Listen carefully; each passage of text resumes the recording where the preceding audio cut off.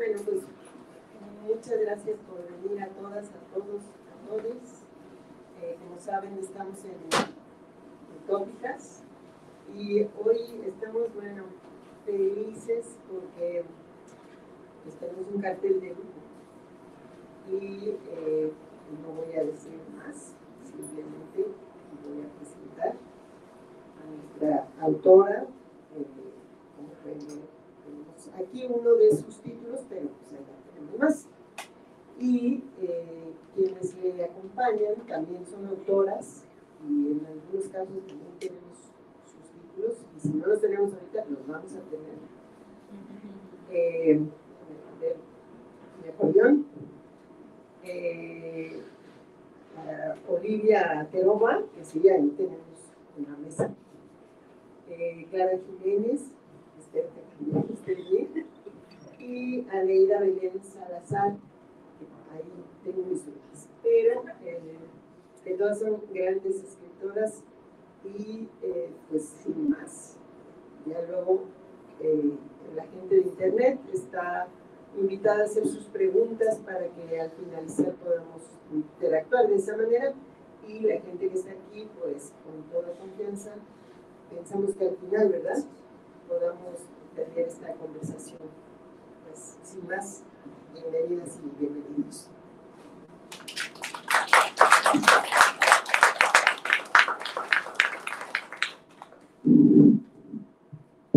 Bueno, buenas tardes. Estoy muy contenta de estar aquí con tantas amigas y especialmente aquí como en línea, como en el paredón de fusilamiento con Clara, Olivia y Alegra, que nos unen muchas cosas muy distintas durante muchos años, así que luego lo mismo salen en la conversación. Porque lo que hemos pensado es hacer una conversación sobre qué tipo de lectoras somos, qué cosas nos gusta leer y qué cosas no nos gusta leer. Todo va a ser sobre libros, lo siento mucho. A quien no le gusten los libros puede irse ahora mismo. Pero copiándome un poco de una presentación preciosa a la que asistí en la FIL de Guadalajara de Feral, de Gabriela Jauregui, ella nos invitó a otras escritoras, amigas, a que simplemente eligiéramos un momento de su libro, un fragmento, y si queríamos que lo leyéramos en voz alta, y si no, simplemente que lo mencionáramos, y a partir de ahí que dijéramos por qué nos había llamado la atención, por qué nos había gustado o por qué nos había disgustado, y que lanzáramos a partir de ahí pues es una conversación para hablar todas sobre aquí. Así que yo creo que no le importará, y que a partir de ahí pues eso, hagamos nuestra propia test de BuzzFeed de qué tipo de lectora eres según Clara, Aleida, Olivia y Luna. No sé quién quiere empezar. Hola, buenas tardes. Muchas gracias por estar aquí. Estoy muy emocionada por presentar este libro. Creo que es muy bonito y muy necesario hablar de leer. O sea, esa fue la primera impresión que tuve cuando lo leí.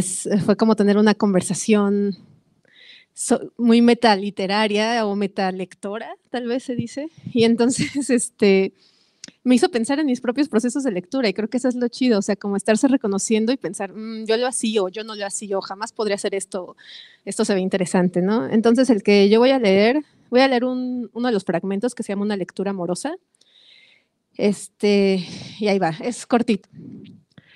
Se piensa mucho en las parejas de escritores, pero no tanto en las parejas de lectores. Con su exmarido hacía eso mismo, escribir. Cada uno desde un cuarto, desde una ideología, desde un sueño irreconciliable. Lectores enemigos formaban una pareja al sol de la terraza del rincón. Le había visto hacerlo durante horas en su casa, ya fuera subido en la bicicleta estática o en la máquina de correr, o de pie, o dando vueltas circulares sobre la columna de su recibidor. Le había visto hacerlo sudado o recién salido de la ducha, o en un parque. Espera, creo que me saltó una parte. Sí, lo siento. Regreso un poco. Formaban una pareja de escritores clásica. Sí. Se me fue una página, lo siento. Bueno, volvamos al exmarido. Así se veían ellos, así les veía la gente, y así, a la manera clásica, se divorciaron. Ahora, con su amante, la dinámica es distinta. Y, aunque ella admira su escritura, lo que sobre todas las cosas ansía es mirarle leer. En la traducción española a la poesía completa de Li Qingzhao, la traductora Pilar González España explica que esta mítica poeta china, nacida alrededor del año 1084, estaba casada con el bibliófilo Xiao Mingsheng, con quien compartió no solo la creación poética, sino también trabajo de erudición. Juntos acomodaron una casa con 10 estancias repletas de los libros que compraban, que leían, que criticaban y que aprendían de memoria. ¿Quién para?, se dice. ¿Cómo aspirar a eso, a esa paz?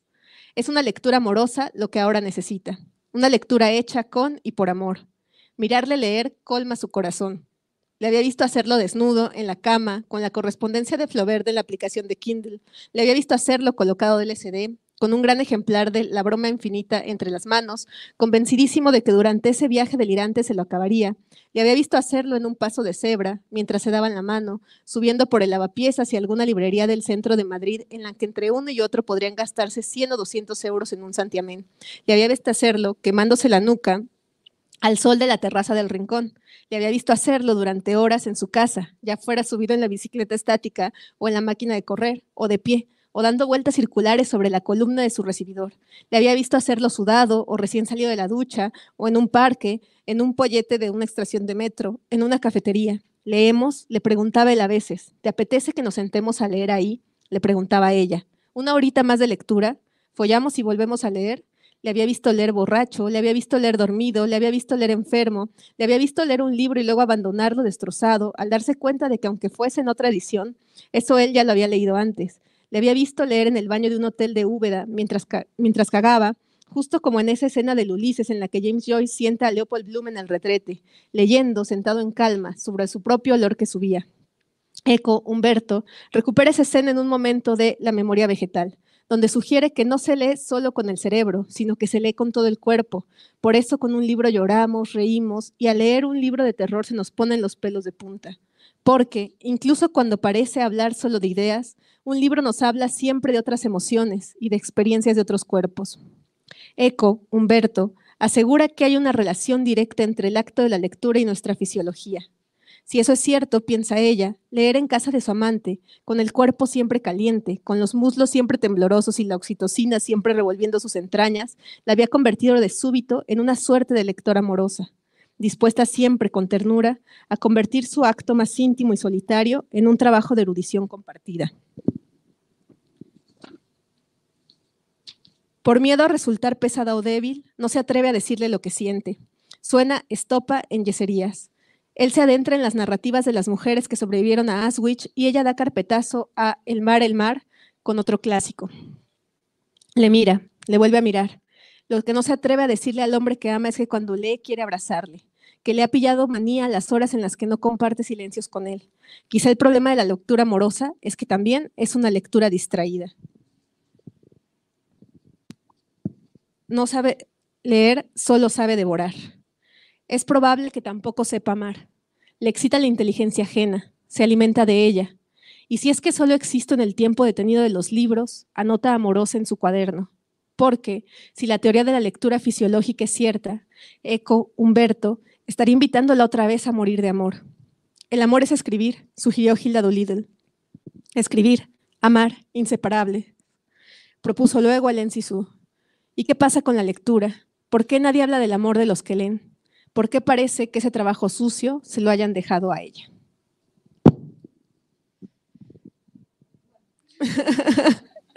Bueno, nada, yo elegí este fragmento, creo que me siento identificada con esta lectora. Si bien, si nos ponemos a decir de qué lectora somos, creo que también a veces pasamos por momentos, ¿no? A veces nos sentimos somáticas, a veces se mezclan unas lecturas con otras, pero justo lo que decía al principio, ¿no? Me parece muy importante hablar de leer y también compartir la lectura, como que ahí se van creando entramados de no solo compartir la lectura, sino también las ideas, los procesos de pensamiento y también compartir estas ideas como una forma de afecto, ¿no? Que creo que es algo que se nota mucho que va traspasando el libro.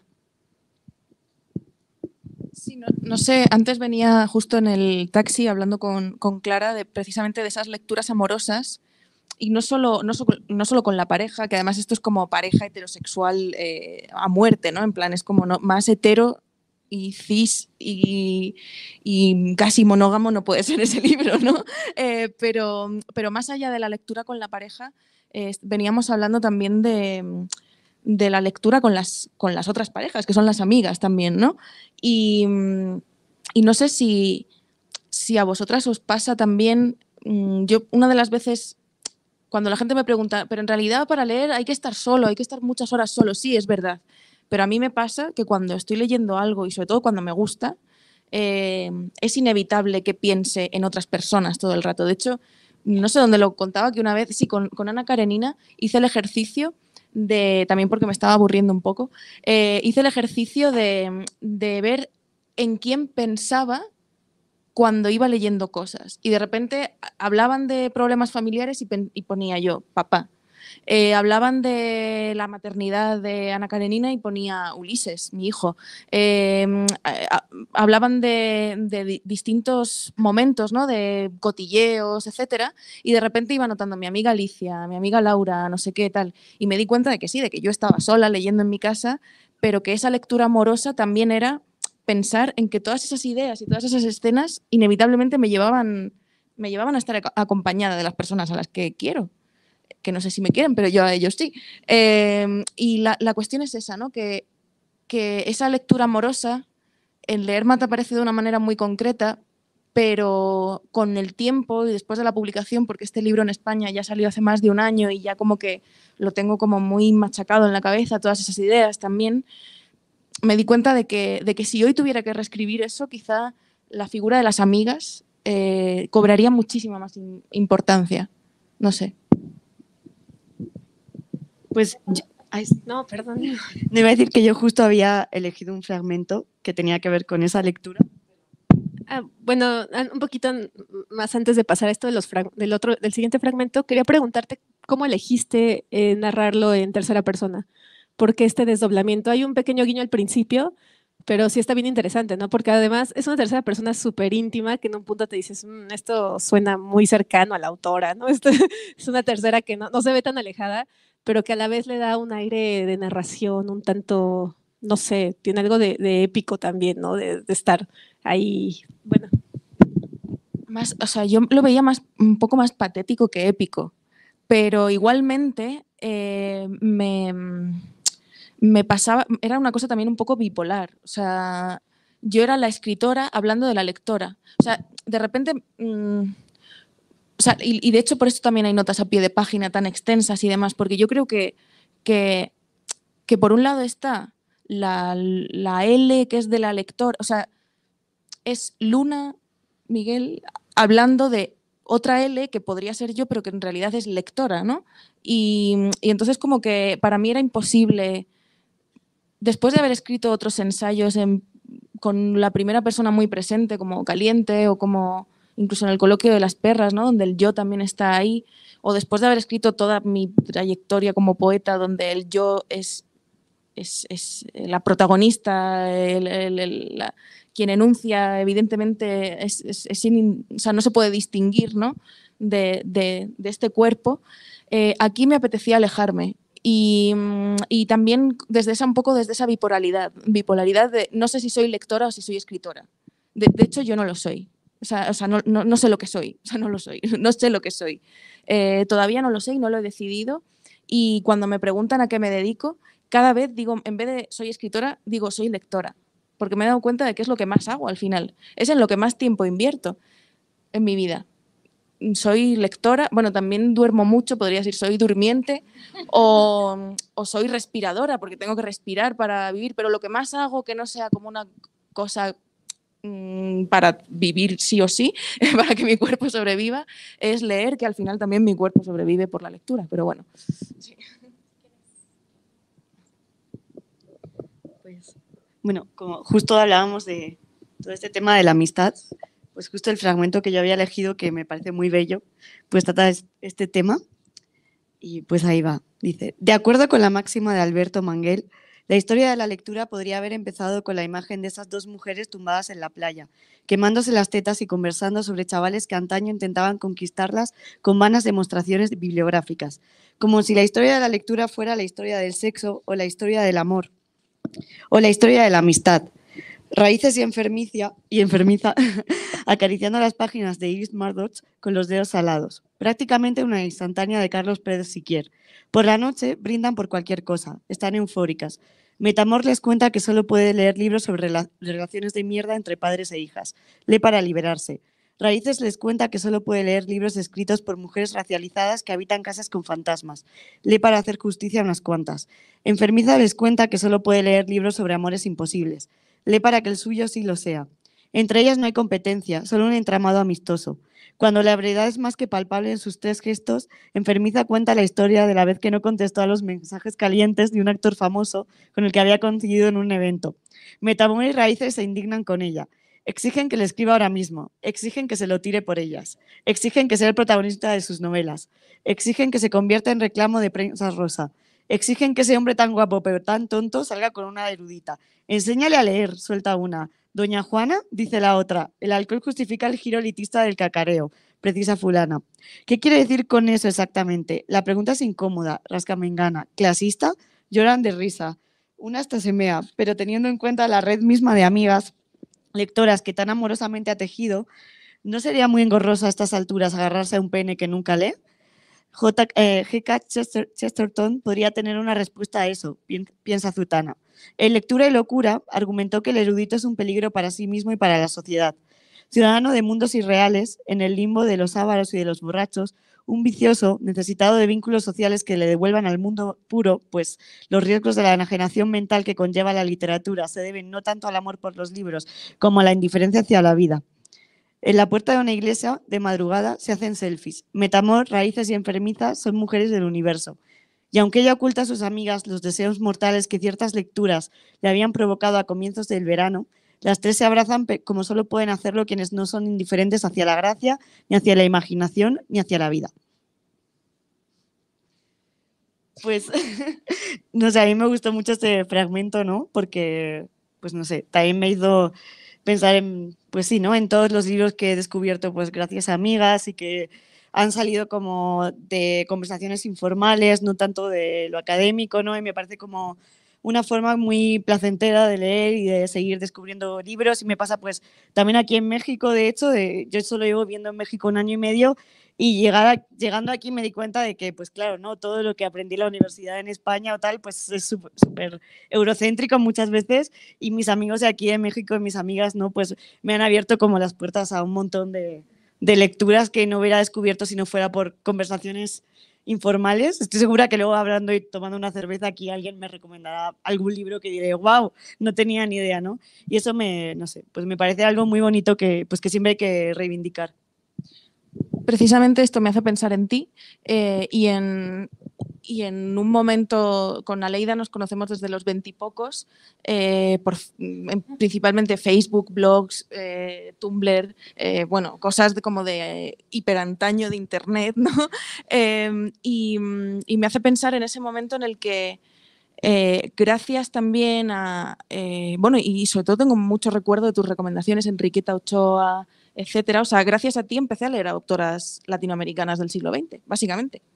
O sea, y que luego han fundamentado toda mi vida adulta también como lectora, ¿no?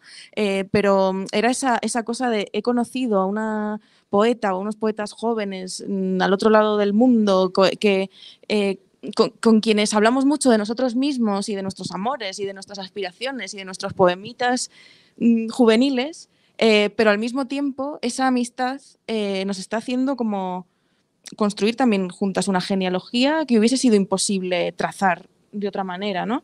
Y yo eso lo agradezco mucho a esas lectoras amigas, ¿no? Esas lecturas amigas y lectoras amigas con las que al final se reconstruye o se revientan las paredes gruesas y mohosas del canon, ¿no? Aprovechando que estabas hablando de tiempos cuando teníamos 20 años, bueno, porque ya no llega a los 30 y pico, Eh, pero precisamente me estaba acordando como de las lecturas de amigas, de que pues sí, nos conocimos por internet leyéndonos, pero como en lo que mencionaban, estaba acordándome de dos cosas, de cómo me hice lectora, o sea, cómo empecé a leer, y luego cómo estas conversaciones con amigas, que nosotros lo vemos como chismecito literario, así con unas cheves, un porrito, y pues empiezas a contar, no sé, o sea, sobre recomendaciones de lecturas, de libros, de autoras, ¿no?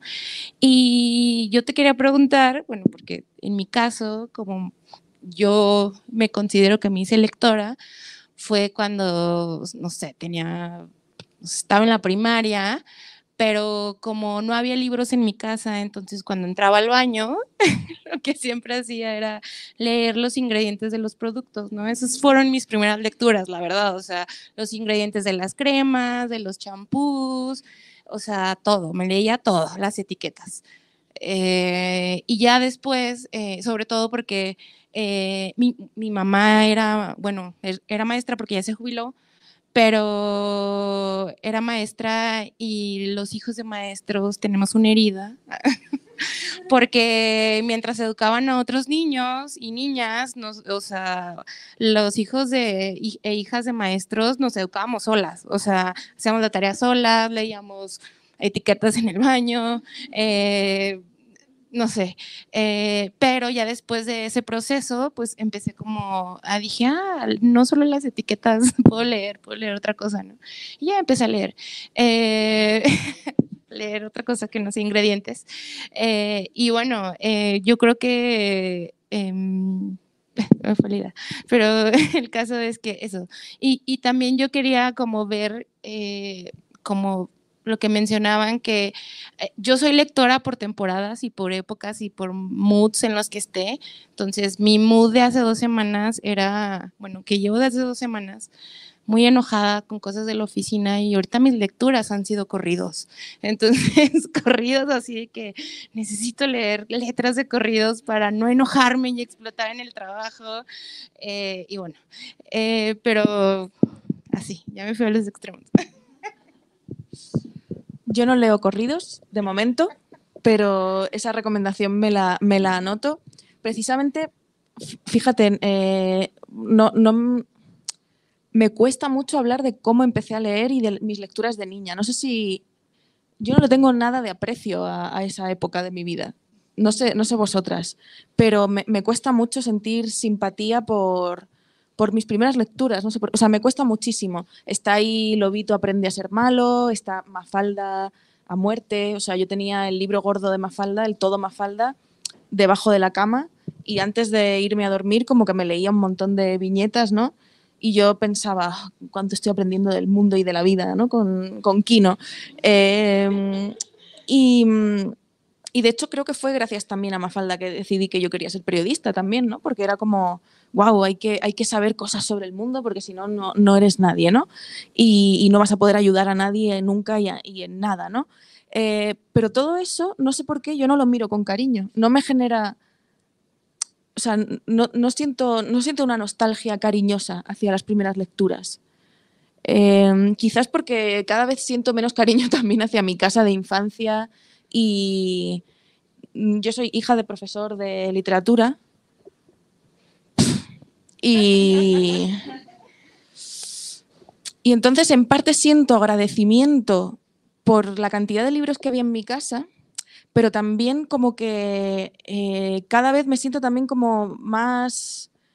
Me gustaría alejarme de todo lo que... o sea, un poco no matar al padre, sino matar la biblioteca del padre. Y eso es algo que creo que solo puedo conseguir. Fíjate, o sea, incluso si esto fuera terapia, yo se lo diría así a mi terapeuta y le diría, quiero haber leído más libros que mi padre. Y creo que ya lo he conseguido. Creo que ya soy más lectora que mi padre, a quien odio. Y... Sí, no. Y entonces es como que ahí tengo un trauma que yo creo que también acumulo tantos libros y quiero coleccionar tantos libros en parte porque quiero tenerla más grande, porque quiero tener la biblioteca más grande. Y esto es así. Entonces, por eso no puedo tener simpatía por mis lecturas de infancia. Y también porque, no sé, mi recuerdo de las lecturas de infancia está muy asociado a las lecturas del padre, pero poco a poco voy redescubriendo cosas que conocí gracias a mi madre. Entonces, ahí como que me voy reconciliando un poco con la infancia. No sé si a vosotras os ha pasado algo parecido con respecto a las lecturas heredadas. Pues yo el problema que tengo con mis primeras lecturas de la infancia es que es una autora que ahora todos odiamos por transfoba, que es J.K. Rowling. Como que recuerdo que mis padres me lo leían como un poco como un cuento, porque fuimos a ver la película cuando era pequeña y yo les decía, no, quiero historias de Harry Potter. Entonces compraron el libro y me lo iban leyendo hasta que yo sola lo empecé a leer y como que ya me súper obsesioné, pero ahora tampoco siento ningún cariño, o sea, sigo siendo como un súper desapego. Y pues en mi caso, mis padres son profesores también, pero en mi caso de música, entonces en mi caso al revés, era más bien como de no, ya está la niña leyendo en vez de tocar el piano. O sea, era un poco más bien eso y además era hija única, bueno, soy, que yo sepa. Entonces también sí es verdad que yo recuerdo mi infancia como muy solitaria y como al revés, yo siempre estaba pidiendo libros a mis padres o incluso agarrando libros que mis padres estaban leyendo y me prohibían. Estoy recordando alguno que me llegaron a quitar porque era como de adultos, se me ha olvidado, pero alguno de que en ese momento era de adultos y que había algo de sexo, así no podía como leerlo y yo como a escondidas agarrarlo, pero era al revés, era como de no, pues esta niña siempre está leyendo demasiado, pero porque también estaba sola, ¿no? Pero entonces supongo que eso también me hizo parte de ser quien soy. Y ahora pues todavía con mi padre, cuando voy a España, intento como regalarle libros que me han gustado mucho. Por ejemplo, le regalé hace poco el de Poeta Chileno, de Zambra, y no sé, siempre intento como dar libros que me gustan, lo que pasa que luego no sé si los lee. Entonces, pues sí, es un poco mi historia. A mí, no, yo también soy hija de profesores. O sea, hay que tratar de explicar con una teoría por qué acabamos aquí las 4. Sí, realmente esto es un círculo de ayuda.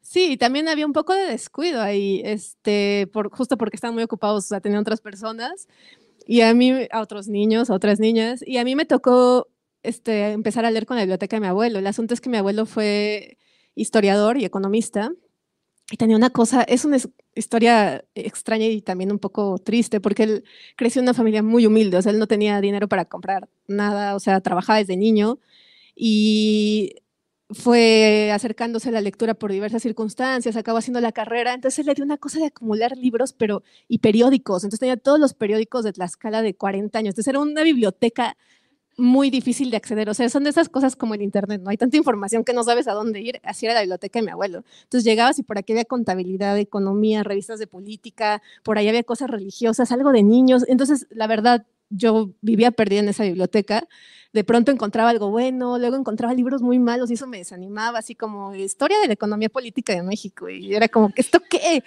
Entonces no había un acercamiento tanto a la literatura en mi familia, pero tenía una tía que sí leía un poco más de literatura y ella me enseñó una lección muy valiosa, ¿no? Que los libros te puedes, o sea, como a discriminar qué te puede gustar y qué no. Entonces ella un día me llevó a la biblioteca y dijo, mira, esto sí te va a gustar.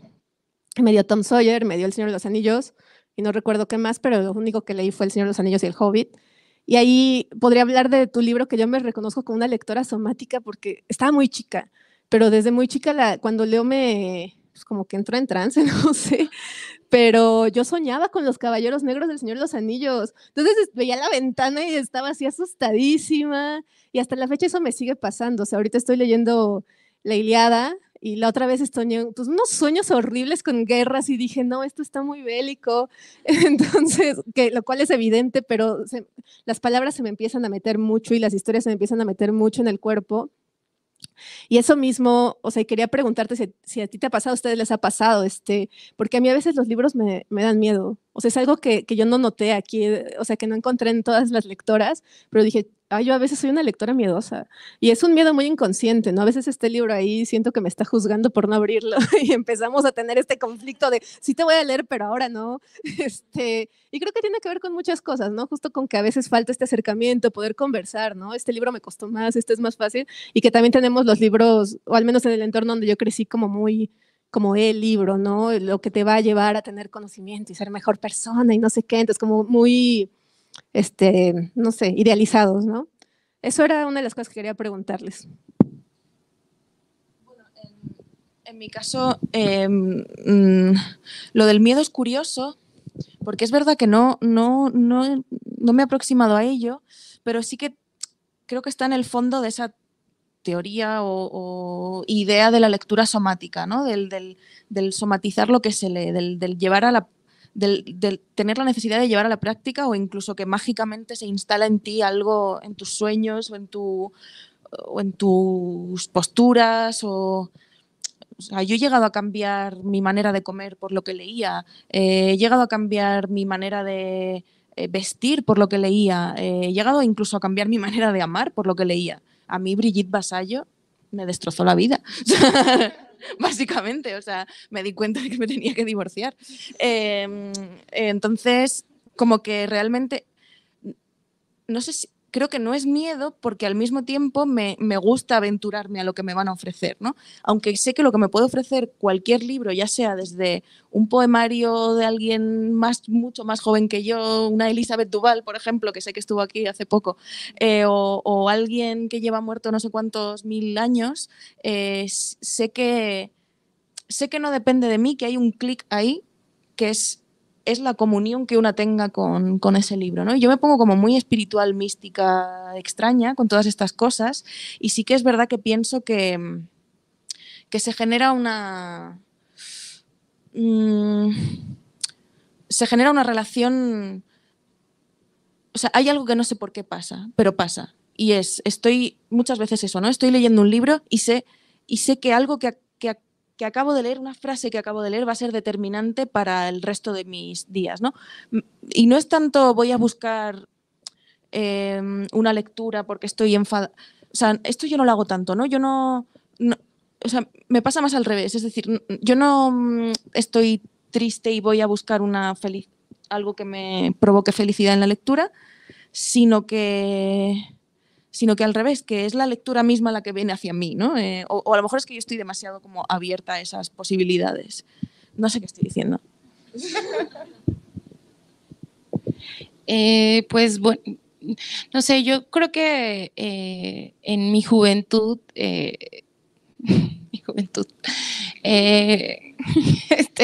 leí bastante porque realmente también estaba sola todo el día, o sea, tengo una hermana cuata y pues mi mamá trabajaba todo el día, entonces era hacer tarea, ir ya a ver televisión y yo me ponía a leer, ¿no?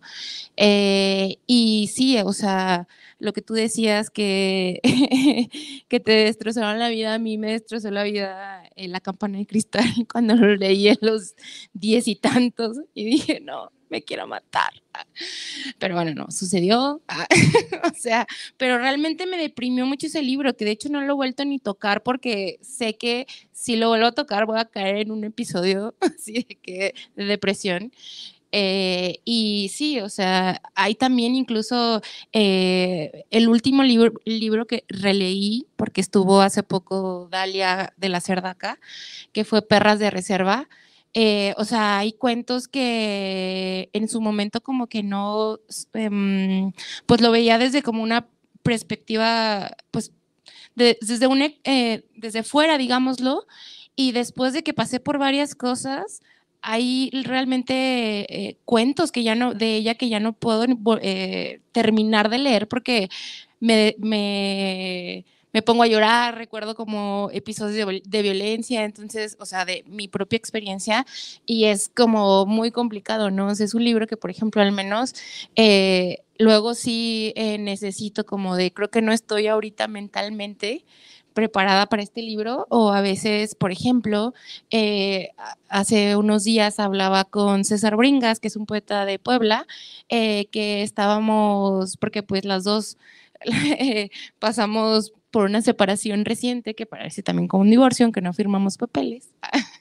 Pero estábamos recordando el libro de Elena Medel, se me fue el nombre del último, del que ganó el premio. De hecho, ajá, sí, viene varios libros donde habla, o sea, como de que vivió como una separación, ¿no? Y literal estábamos recordando que volvemos a esos poemas como para saber si ya sanamos o nos vuelve a quebrar, pero al parecer ya sanamos. Entonces, pero la verdad es que, pues sí, sanar, sobrevivir. Pero sí, ahorita mismo recordaba eso, que también hay libros que no puedo volver a leer, o sea, porque realmente digo, no me puedo sumergir en ese camino, no puedo ir de nuevo a ese camino. Pues sobre libros prohibidos y libros que uno no podría releer y tal, yo tenía prohibidos algunos libros tipo Las 11.000 vergas. O sea, este estaba prohibidísimo para mí. Una antología de poemas sobre el suicidio, o sea, ni folles ni te suicides, nena, o sea, en plan, que de eso va este libro, de hecho. Mira, al final, gracias, papá. Y otro libro que no se me prohibió, pero como que había mucho reparo en que yo lo leyera, era Lolita. Y precisamente también a mí Lolita me rasca y el trauma de los abusos del pasado, pero es un libro que intento releer, o sea, por lo menos una vez al año. Todavía no lo he leído en 2023, no. Pero intento releerlo una vez al año. De hecho, ahora en el taller que he estado dando en el centro de España... ¿Dónde he estado dando el taller? En el Centro Cultural de España. Gracias por los boletos. Pues leyendo, o sea, hemos leído precisamente en voz alta un fragmento del final de la primera parte de Lolita, que es bellísimo y que te destroza las entrañas. Y fíjate, esta frase la decía ayer, la recuperé yo ayer también, ¿no? De Virginia Woolf, de releer es volver a nuestros momentos más felices. En este caso, la relectura de Lolita no me hace volver a mis momentos más felices, pero sí que el hecho de saber que puedo releerlo y reinterpretarlo y gozar su escritura y condenar los actos de un personaje concreto y tal, como que cada año me hace estar un poco viva, ¿no? Y me ayuda también a saber qué es lo que me interesa de la literatura, al fin y al cabo, ¿no? Que es también poder quejarme de las cosas, poder quejarme a través de un acto tan sencillo como mirar hacia arriba y hacia abajo un libro, o sea, un papel, ¿no? O sea, poder mover los ojos. Y ya en ese movimiento de ojos y en el acto de releer y releer y releer algo horrendo, ya me estoy quejando, creo. Y es para mí como una especie de manifestación, ¿no? En vez de irme a la calle y con una pancarta, es releer todos los años ese libro. No sé. A lo mejor quieren hablar porque no sé, lo mismo hay más hijos de profesores. Sí. Saima, montamos una plataforma de afectados. Pues yo, bueno, para quien no haya leído todavía el libro, ¿no? Pues Luna va trazando como diferentes tipos, ¿no? de lectoras dentro un poco de lo que ella llama lectura somática. Y pues yo la verdad sobre libros prohibidos no tengo tanto que decir, estoy intentando acordarme ese que sí me quitaron, pero no, mi mente lo ha olvidado y justo sobre eso también quería hablar porque yo sentí mucho alivio cuando hablaste de la lectora bulímica, que como dice esto aquí, dice, ella no tiene técnica, incluso apuntando teorías y resúmenes en su cuaderno Dami de filosofía se siente torpe, no sabe estudiar, no teme recordar lo leído, solo lee, artista ocular, acaparadora de caracteres ajenos. Fue como un alivio para mí porque yo me siento totalmente ese tipo de lectora. Es como, pues olvido todo lo que leo. O sea, de hecho, si no apunto en Goodreads lo que he leído, o sea, es que no me acuerdo de verdad. O sea, olvido los finales de los libros. O sea, incluso este libro que lo leí hace como 3 meses, lo he tenido que releer porque digo, no me acuerdo de muchas cosas y me pasa además más desde la pandemia y luego me da mucha vergüenza a la hora de conversar con gente porque de repente, sobre todo los hombres, ¿no? Te hacen como un name dropping ahí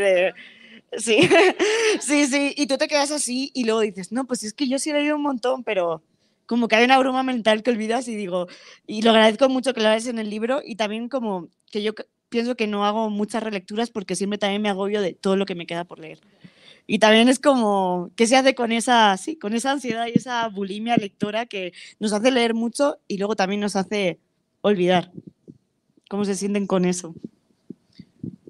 Yo reivindico leer inconscientemente, ¿no? O sea, tú cuando bebes lo haces para quedarte inconsciente, no para, pues yo creo que también se puede leer así, ¿no? O sea, como por el gusto y por el placer y por la felicidad de leer, porque realmente leer es muy doloroso también. Entonces, si con un acto doloroso, difícil y complejo que te lleva a pensar tanto y que te lleva a gastarte tanto dinero como es la lectura y el tal, no podemos darnos también el placer de olvidar y de ir de un lado a otro y de ir de un libro a otro y de releerlo si nos apetece o no, pues entonces ¿para qué lo hacemos, no? Pero también pensaba en la reivindicación del lector, ¿no? Porque yo creo que es el mayor afectado también de toda la industria en la que trabajamos, ¿no? Se estudia mucho, ¿no? Qué tipos de lectores hay, qué técnicas de lectura hay, cuál es el papel del lector, pero siempre me da la sensación de que nunca pensamos verdaderamente en cómo es un lector o una lectora, ¿no? Es decir, toda la teoría, o sea, Barthes está bien hasta un cierto punto, ¿no? Y toda la teoría literaria y toda la teoría de la lectura que he leído me parece que deja fuera algo tan sencillo como los afectos que nos genera también un libro, ¿no? Ahora, por ejemplo, me obsesiona mucho cómo también la lectura puede condicionar nuestra manera pues, de relacionarnos con los otros y de lo que me di cuenta releyendo unos fragmentos del Ulises era de algo de lo que me gustaría hablar con Aura el sábado. Venid a la terraza del centro del que no me he acordado del nombre, que es también la celosía en los libros y cómo muchas veces los sentimientos, del mismo modo que muchas veces sentimos impotencia cuando vemos a un personaje que está sufriendo, ¿no? Y sentimos pena, impotencia. De repente me he dado cuenta de que muchas veces si leo algo, y ahora que he leído mucho sobre poliamores y demás, si leo a alguien que está celoso, de repente me pongo celosa. Si de repente Leopold Bloom está celoso, o sea, como que de repente empiezo a pensar en todas las veces en las que me han engañado y me he puesto celosa, o en las que he creído que me estaban engañando y me he puesto celosa, y de repente como que me he dado cuenta y he releído ciertos libros donde los celos aparecen ahí como soterradamente, y me he dado cuenta de eso, ¿no? De que yo me puedo poner celosa leyendo. Y como que me apropio también de los sentimientos de los personajes que están ahí, ¿no? Y eso como que me llamó mucho la atención y es algo a lo que le quiero dar vueltas. Y esto tiene que ver también con eso, ¿no? Con la importancia del lector. La literatura no existe si no hay lectores, evidentemente. Tenemos siempre toda la atención en los escritores y los escritores somos importantes hasta cierto punto. Pero es que sin lectura no existe todo esto. Y una de las cosas que en mi club de lectura siempre acaban saliendo, me siento un poco como coach, a veces extraña, pero suelen ser muchas lectoras las que vienen a mi club de lectura que tienen muy poco tiempo para leer, que les cuesta, a las que también pues yo qué sé, pues tienen maternidades muy difíciles y entonces pues como que les cuesta también como concentrarse o poder salir a la librería o a la biblioteca tal. Y entonces siempre intento como animarlas. Yo creo que no solo los libros dejan una marca en nosotros, sino que al leer también nosotros participamos de ese libro, ¿no? Entonces a mí me gusta pensar en esta cosa egoísta de los escritores, de escribimos para sobrevivir, escribimos para no morir nunca, escribimos para ser eternos y que nuestra voz siempre esté ahí en alguna biblioteca perdida, ¿no? A mí me parece que, a mí me gustaría pensar que yo ya formo parte de los libros que he leído, ¿no?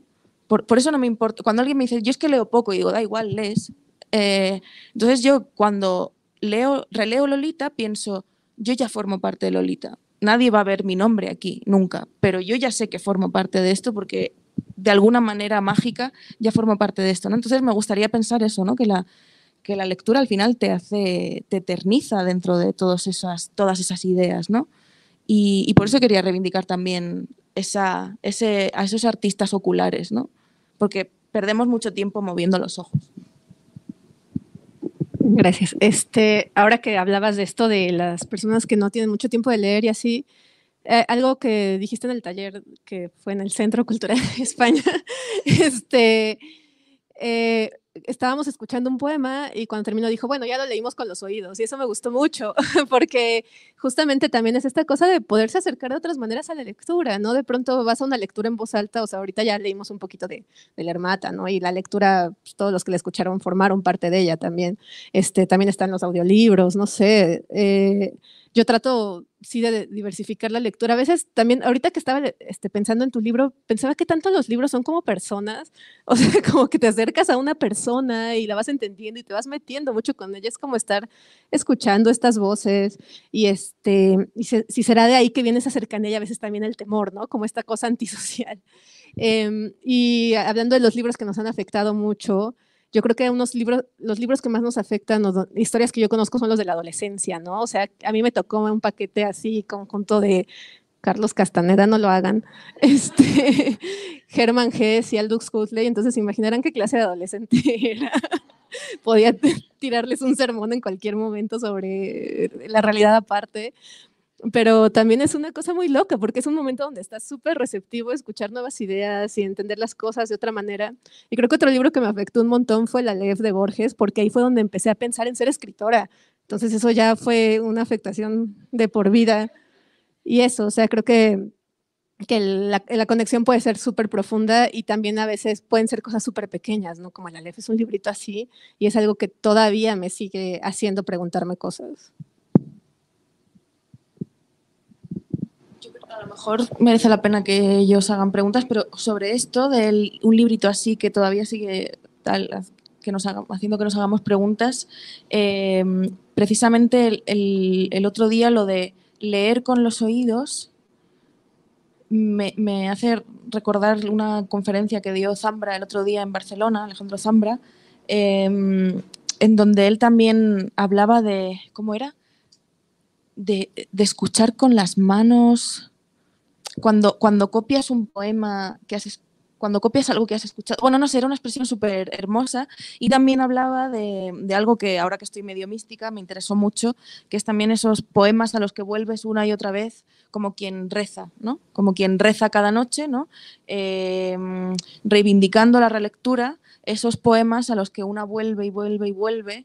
En mi caso, por ejemplo, es Serán ceniza de José Ángel Valente, que hasta me lo sé de memoria, y de hecho cuando me da ansiedad, y últimamente he tenido como ataques fuertes de ansiedad y tal, de repente como que me he visto a mí misma en mi casa agachada recitando a José Ángel Valente, ¿no? Pero era como un lugar de seguridad absoluto, ¿no? Yo sé que Dios no iba a venir a salvarme y José Ángel Valente no iba a venir a salvarme, está muerto desde 2002, pero... sí, claro, pero eso, ¿no? Como que de repente volver a esas palabras cuyo orden, ya ni siquiera creo ni el sentido mismo de las palabras, sino el orden de las palabras, te crea un ritmo y te crea un ritmo que hace que estés cómoda con la vida, ¿no? Y eso me llama la atención. Nada más para agregar algo antes de pasarles a ustedes la palabra, que justo rezar viene de recitar o decir, entonces también tiene que ver con el habla. Y a mí yo lo que tengo en mi cabeza es el Tao, entonces algunas frases del Tao, entonces cuando me da ansiedad, las repito para mis adentros. Y no sé si seguro alguien por acá también nos podrá contar experiencias parecidas, pero pues no sé, nada más era eso. Y ¿alguien tendrá algún comentario, una duda? Seguimos abriendo la conversación. ¿Nos quieren contar qué se saben de memoria?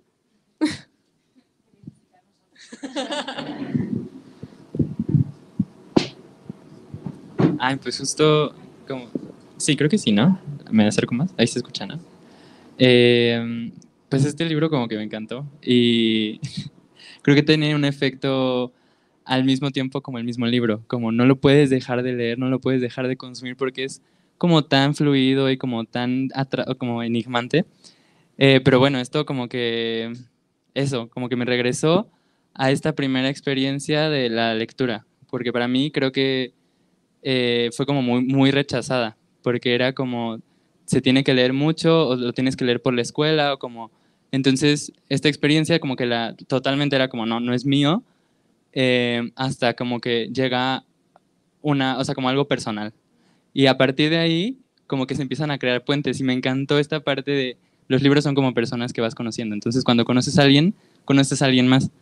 Y entonces de ahí, como que te vas agarrando y encontré como mundos donde eso, o sea, como que, creo que también lo dices aquí, como donde te podías guarecer. Y es como esta parte increíble de la literatura que eso, o sea, como que me sentí súper identificado porque va también como a lectores primerizos o como a lectores no necesariamente expertos. Y eso, no había como visto un ensayo tan puntual sobre la experiencia lectora, que fue algo que me gustó demasiado. Y ya. Justo sobre esto últimamente bromeo mucho el libro este del acto de leer, que es como un clásico de estos de Wolfram Iser, creo que se llama, que está en Taurus, reeditado recientemente, es como teoría de la lectura a muerte. Empieza diciendo, el texto genera efectos, y a mí me gusta decir, el texto genera afectos. Y un poco es eso, ¿no? Ir también por ahí, ¿no? Buscar también, irme de la teoría y ver qué afecto genera también todo esto que estamos haciendo. Porque si no, ¿para qué sirve, no? Acá tenemos, mira, el micrófono del público. Gracias. Para que escuchen. Bueno. Perfecto. Bueno, cuando yo leí Leer Mata, creo que llegó a mi vida en el momento como necesario, porque me sentía como lectora aislada.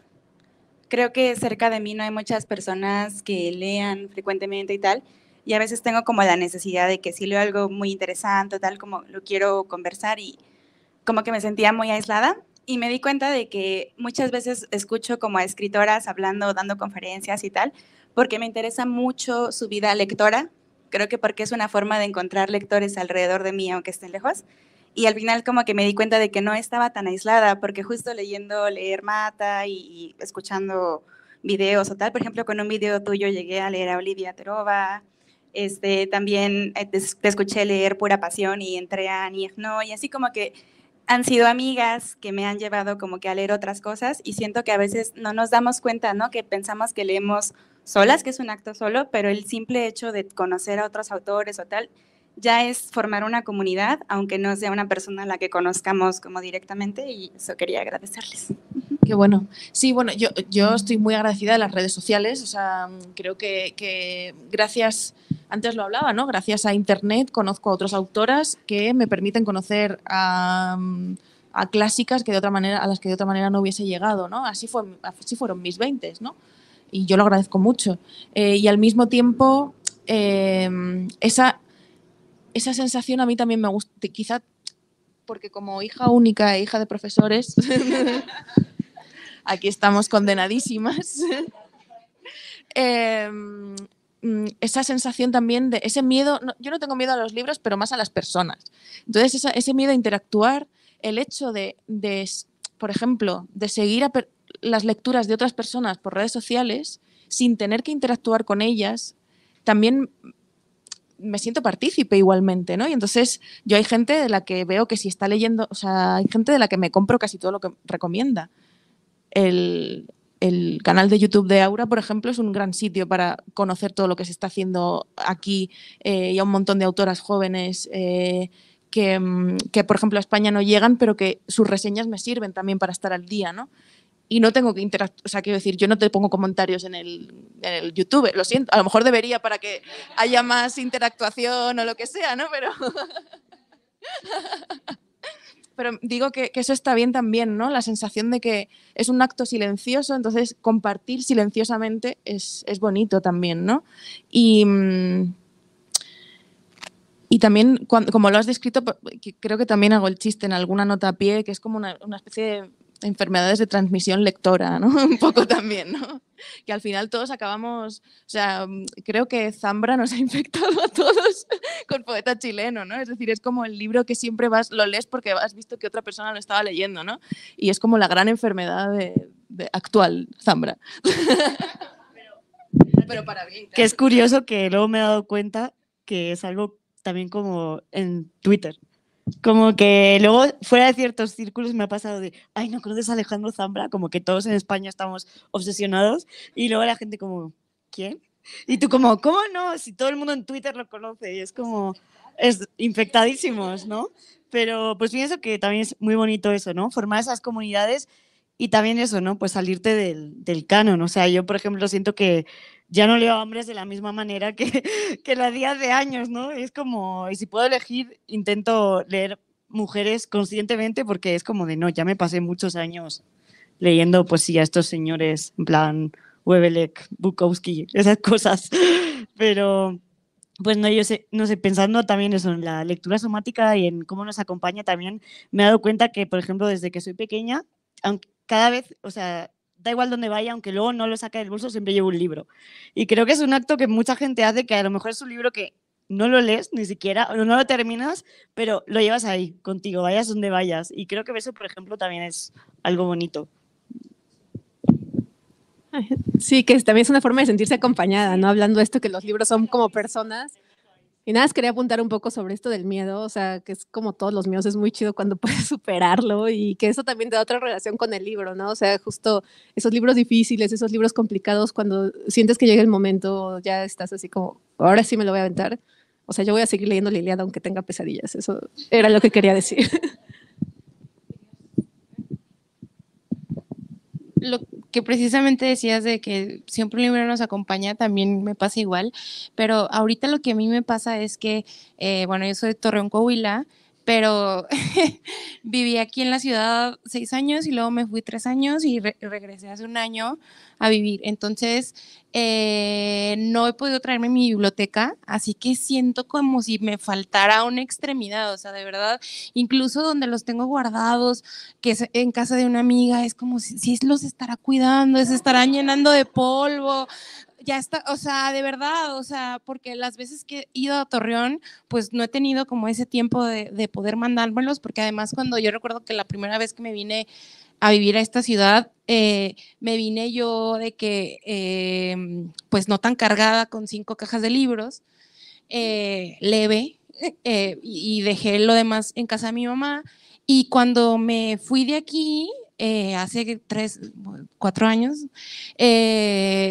regresé como con 25 cajas de libros, o sea, no sé cómo le hice, pero regresé a Torreón con 25 cajas de libros y, o sea, he tenido muchas mudanzas y siempre van aumentando las cajas de libros, ¿no? Entonces, de hecho, mis amigas, en la última mudanza que tuve, mis amigas literal me ayudaron a mudarme y yo estaba tan, bueno, por una situación específica que tuve que ir de la casa donde vivía. Pero literal de que mis amigas fueron de que, Aleida, o sea, tienes más libros que ropa, o sea, así de que, y además los estaban echando en bolsas, entonces yo estaba como de mis libros, o sea, los he cuidado tanto y ahorita están ahí en un lugar solos, sin que nadie los cuide ni los limpie, entonces ahorita mismo hasta ya me dio ansiedad de que, mamá, mándame mis libros ya, por favor, si me estás viendo por internet. Pero bueno, enséñamelos para verlos. Si ya crecieron más. ¿Alguna pregunta? Ahorita, sí, acá. Por favor.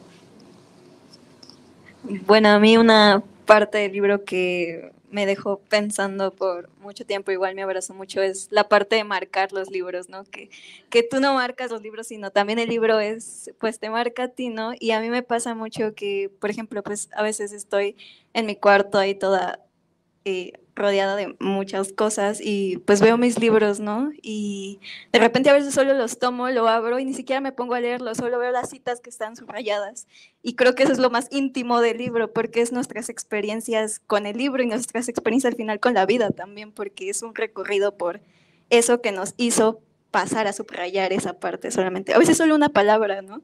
Y pues no sé, esa parte me hizo dar como un montón de debraye en mi cabeza y es como de wow. Y a veces sí, solamente abro los libros y solo me centro en ir leyendo lo que subrayé y es como si hubiera ya leído también otra vez el libro.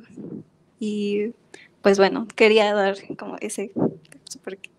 Además es lo más polémico del mundo. O sea, yo antes trabajaba en una revista, Playground, y era editora de la parte de libros, y cuando cuando no habías tenido muchas visitas, porque claro, eres una revista digital que tiene noticias de mierda, que siempre tienen muchos likes y muchos views, y tú eres la directora de la parte de libros que no tiene tantos likes y tantos views en general, sobre todo porque te gusta entrevistar a poetas, ¿sabes? O sea, de 20 años, que no los lee mucha gente tampoco, ni a los de 30, ni a los de 40, ni a tal. Pero bueno, la cuestión es que yo sabía con mi compañero Eudal Espluga, con mi compañero con el que llevaba esa sección, sabíamos que cuando teníamos que llegar a los likes y a los retweets y a las cosas que nos exigían nuestros jefes, teníamos que lanzar una foto o un artículo con la polémica de ¿los libros se subrayan? O tal. Bueno, y ahí como que entraba todo internet a opinar, pero es que da igual, o sea, tú pones esa pregunta y se va a hacer viral sí o sí. O sea, la gente adora, yo no sé si la gente lee tanto como adora debatir sobre si subraya, dobla página, mete separador. Uy, sí,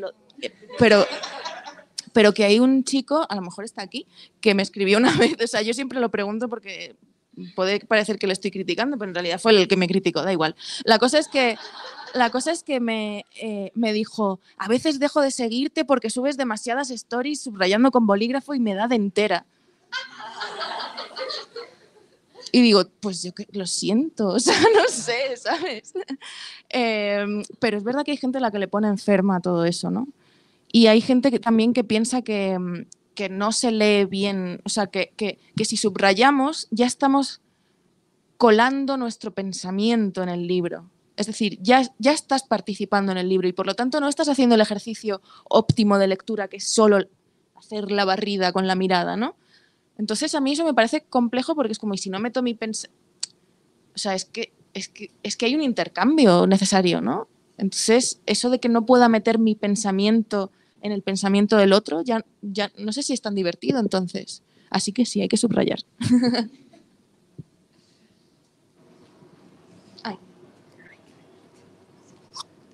Hola, a mí creo que de los capítulos favoritos que tengo es el de Mochi, que, bueno, leer Mata lo leí así de sentón, en una idea de biblioteca y fue una experiencia así de que en voz alta en mi biblioteca que no va la gente y hay aire acondicionado y me encanta estar. Y me resonó mucho la imagen de Regalo de Nata, que me encantó, porque ya tenía como, bueno, tengo esta atracción por los iconos japoneses y los postres, pero además como aparte los culos. Entonces esa unión me pareció preciosa.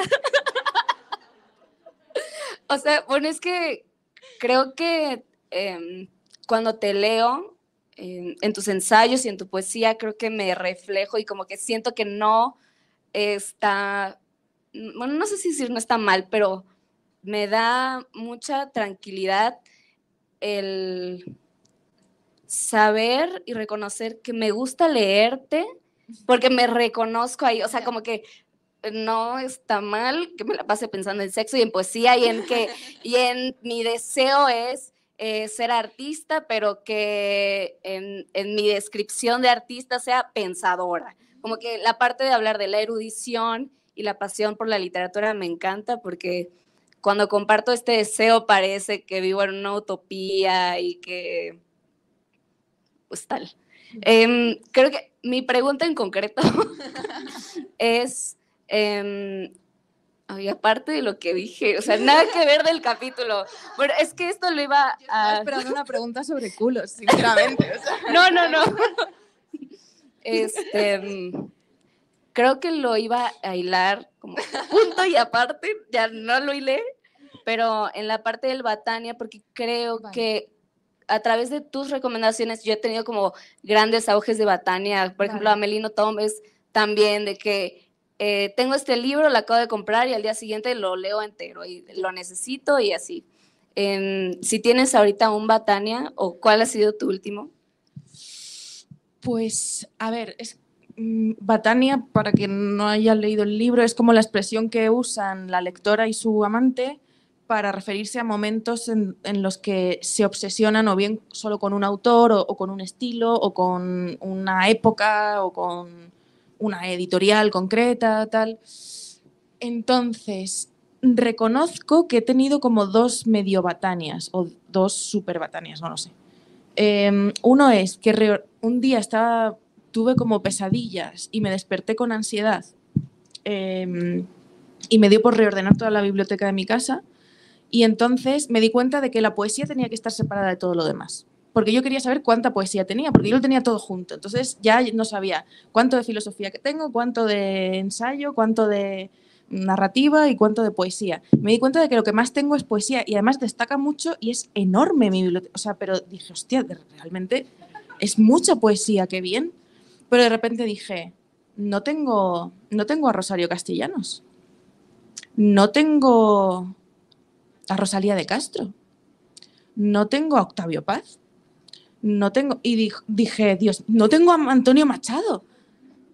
Y fue como, me he pasado como los últimos 2 meses prácticamente solo, no comprando libros por placer, sino ya por estúpida de dejarme el sueldo en Octavio Paz. ¿Sabes? En plan, pero porque digo, ostras, es que tengo muy buena colección de poesía, que además me llena de orgullo poder dejarle. Hace poco Paulina Flores dio una conferencia sobre Louise Gluck y todos los libros de Louise Gluck que tiene ella en la mesa se los dejé yo y me siento orgullosa de ser la amiga que presta esos libros, ¿no? Que luego ya no sé si me los devolverá, pero bueno. Pero por lo menos es como que algo que me siento útil ahí también prestando. Necesitas leer toda la bibliografía de no sé qué, yo te lo presto, ¿no? Y entonces como que mi batania ha sido más como de organización de la biblioteca y luego como lectora pues estoy releyendo Los Detectives Salvajes para mi club de lectura, entonces estoy embolañada a muerte y además en esta ciudad, claro. Así que sí, esas han sido un poco mis cosas. Mucho macho. Y poco culo.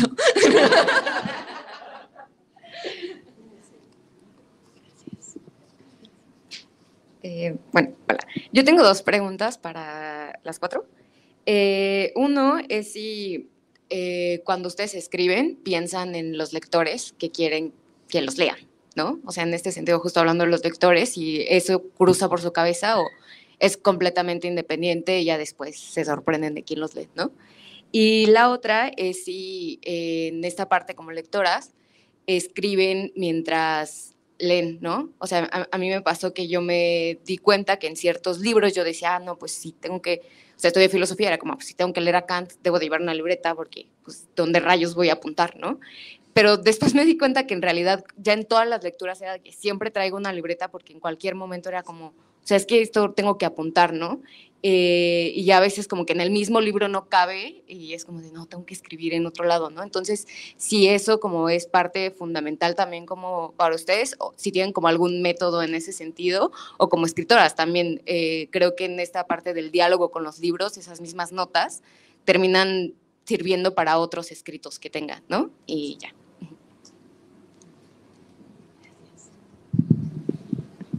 Pues bueno, para mí la escritura, algo que mencionabas ayer y hoy, es que ya sé hoy, es unas horas, ya no sé ni en qué día estoy, es que para mí la escritura ha sido como una forma, lo que mencionaba, yo siempre he visto la poesía como un rezo, como una invocación. Entonces, para mí la poesía es como algo muy, o sea, como que entró en mi episodio maniático, así de ponerme a escribir. Pero también me pasa eso que cuando estoy leyendo, yo utilizo las últimas páginas que están en blanco y ahí me pongo a escribir, ¿no? Pero, por ejemplo, en este último año que no he tenido cerca mi biblioteca, o sea, extraño demasiado lo que mencionaba de agarrar un libro, ver los rayones y todo, ¿no? Pero sí, para mí yo lo veo, al menos yo escribo poesía, lo veo como algo, como si estuviera invocando algo, ¿no? Realmente no me pongo a pensar tanto en los lectores, sino es como una especie de sacar todo y de invocar. Lo veo de esa forma. inevitablemente acabas pensando en ellas, porque creo que tengo más lectoras que lectores, pero procuro alejarme lo más posible, porque si no, no haría... Lo hablaba el otro día comiendo con Andrea y con Olivia, que ese miedo también, yo que trabajo en la industria editorial, yo trabajo para Mordor, que es Penguin Random House, y con todo mi cariño a Mordor, también está bien, pero lo digo en el sentido de que pues es una gran empresa que publica de todo y donde a veces hacemos las cosas muy bien, otras muy mal, y entre las cosas que creo que a veces propiciamos malamente está la cosa de pensar que un autor produce chorizos, en el sentido de que todos los libros deben ser iguales porque los lectores esperan siempre lo mismo y sentir lo mismo con los libros de esa persona, ¿no? Es decir, si yo hiciera eso, pues no habría escrito Leer Mata, porque entonces habría escrito un libro como... Creo que mi libro más vendido en general es Caliente, que como mucho habrá vendido 6.000 ejemplares en todas partes, pero esas 6.000 personas... Si yo pienso que tengo que escribir para esas 6.000 personas, tendría que estar hablando todo el rato de mi corazón roto y tendría que estar mencionando todo el rato, hablando todo el rato de erotismo de esa manera específica y tendría que escribir todo el rato un ensayo fragmentario tal, cuando eso ya me aburre porque ya lo hice. Entonces, si pensara todo el rato en mis lectoras, en ser fiel a mis lectoras, creo que la mejor manera de ser fiel es ir cambiando todo el rato y hacer lo que me dé la gana realmente. Entonces, por eso prefiero no pensar en ellas y pensar más en qué me apetece, porque creo que si me quieren acompañar les apetecerá leer lo nuevo. Y aunque lo critiquen, aunque no les guste, pero habrá conversación. Sí. Pues yo tengo un poco la ambivalencia de que soy periodista y pues durante años he publicado en un medio generalista de España que en realidad sí que pienso, me leen miles de personas, pero me vale verga, como que nunca pienso, o sea, ni leo los comentarios de mis artículos, o sea, como me da exactamente igual. En cambio, como escritora, si es que acaso me pudiera denominar así, solo he publicado en alguna antología y en internet y todavía me da como mucho pudor pensar en mis posibles lectores, ¿no? De quién querrá leerme realmente, o incluso como española, si publico ahora un poemario en México y hablo de mi experiencia como no sé qué, es como... ¿A quién le va a importar, no? A una presentación y no va a venir nadie. O pensando, este güey con el que me lié el año pasado y a quien nombro en este poema vendrá a reclamarme algo. O sea, todavía estoy en ese punto del pudor, pero luego también veo lo que, no sé, veo sobre todo, perdón otra vez, pero hombres que especialmente, ¿no? Que publican cosas que tú dices, buf, yo aquí años sin atreverme a mandar esto a una editorial y aquí hay gente que... Sí. Y luego, pues en cuanto a la forma de escribir, no sé, para mí la poesía también tiene como mucho que ver más con ese momento un poco de epifanía, de que vas en el metro y en tus notas del móvil de repente escribes algo y luego tal, y la prosa para mí es mucho más de sentarte a poner, no sé, pues a escribir como algo mucho más constante.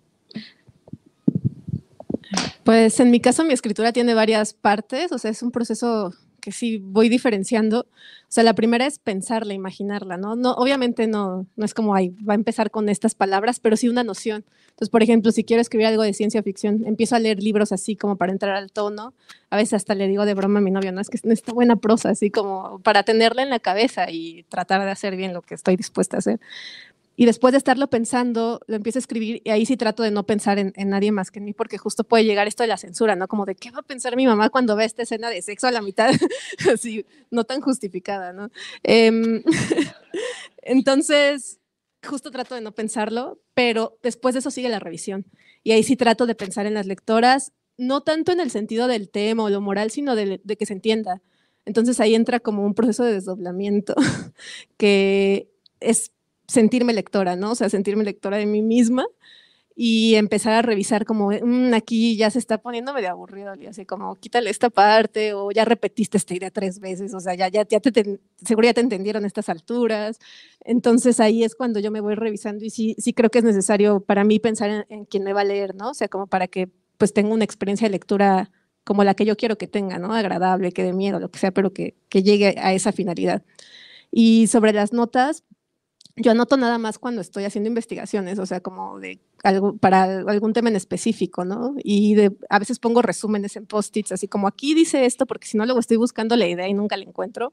Pero cuando son lecturas más por placer, no me gusta anotar. Sí pongo post-its y subrayo, pero me gusta estar como muy metida. O sea, es que yo sí soy muy de así, sumergirme en el libro. Entonces, si empiezo a escribir, me distraigo. Entonces, no es como, no, me voy a zambullir aquí. Con esto que has dicho de qué va a pensar mi mamá, mando un saludo a mi abuela. Ella es una gran lectora. De hecho, yo creo que leo por... Antes he hablado de mis padres, pero la gran lectora de mi casa es mi abuela.